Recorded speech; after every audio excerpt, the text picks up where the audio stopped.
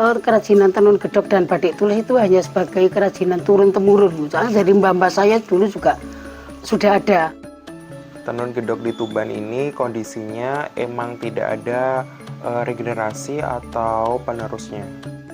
Biasanya Bu. Biasanya boleh Bu. Tapi saya itu wis tuwa sak kelar Bu ya ora dadi.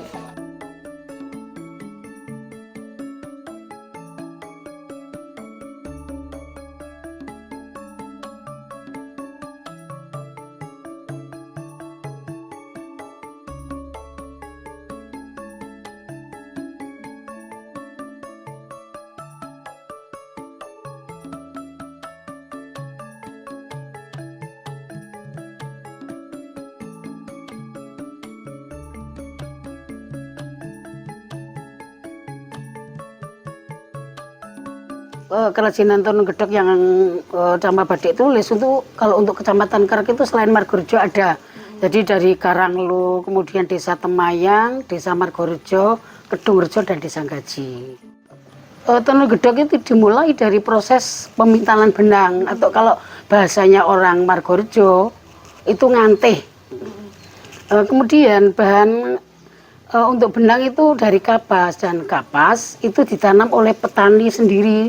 Jadi petani yang ada di sekitar Desa Margorejo.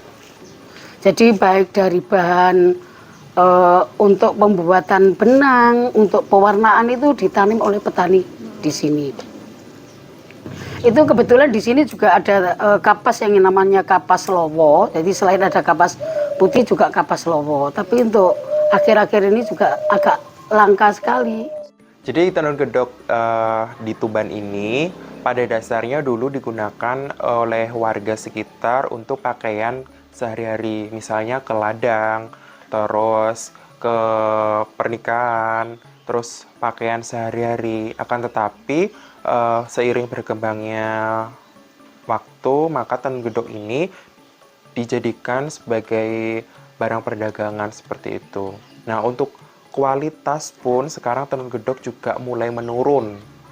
Tidak seperti zaman dulu. Karena tenun gedok zaman dulu itu kualitasnya itu sangatlah halus dan tipis. Ya soalnya kan untuk tenun gedok sama batik tulis itu kan kalau yang saya lihat itu juga belajarnya dari keluarga Bu yang dulu. Jadi nggak ada belajar khusus itu belum ada. Memang kalau sekarang masalah pewarnaan, masalah apa itu memang kan ada penambahan pelatihan pewarna sintetis, pewarna apa gitu. Tapi yang jelas kalau dari keluarganya itu bisa menenun, mintal ataupun batik itu yang jelas salah apa keturunannya mesti bisa.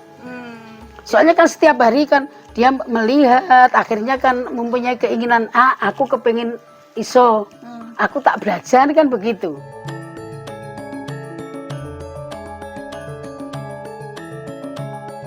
Untuk regenerasi tenun gedok itu pun sendiri sudah mulai berkurang ya.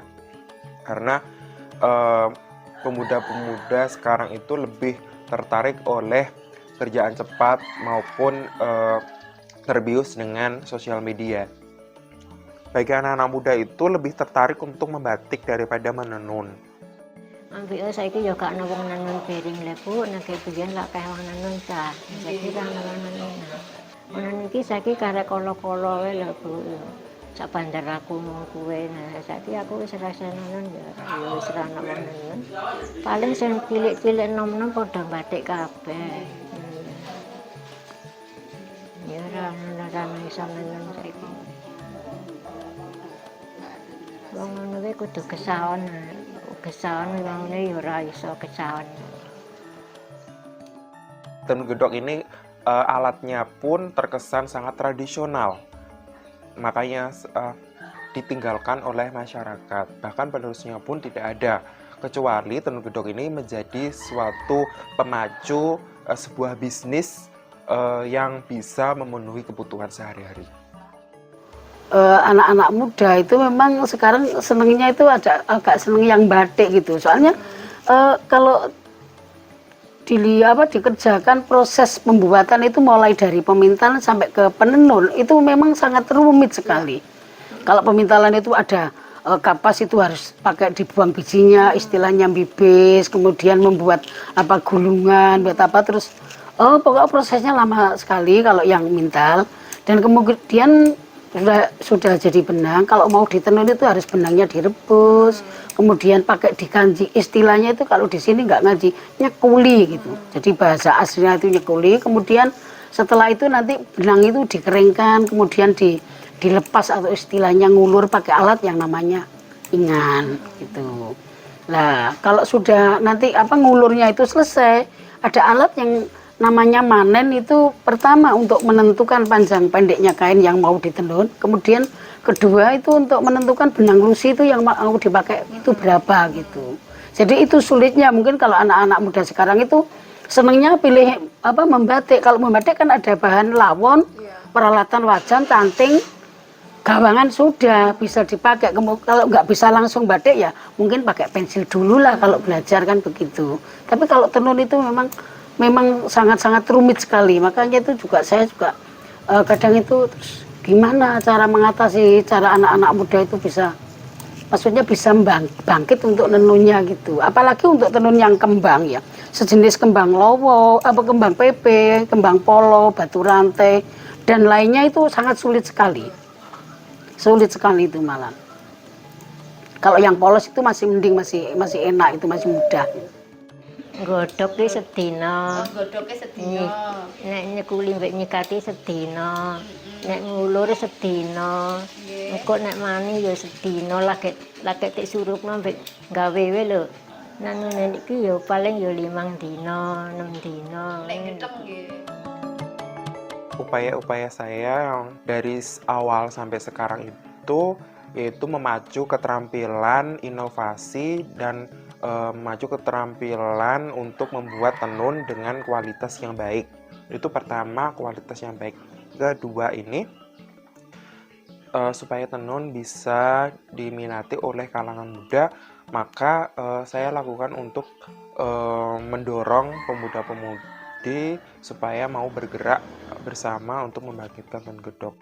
Dipikirkan gimana untuk agar tenun gedok yang ada di Samargorejo ini khususnya ya, umumnya di Kecamatan Karang itu dari 4 desa itu nggak ada apapun. Kelihatannya sekarang di Karanglo sama Temayang itu aja udah pengrajin tenun gedoknya bisa dihitung kok Bu.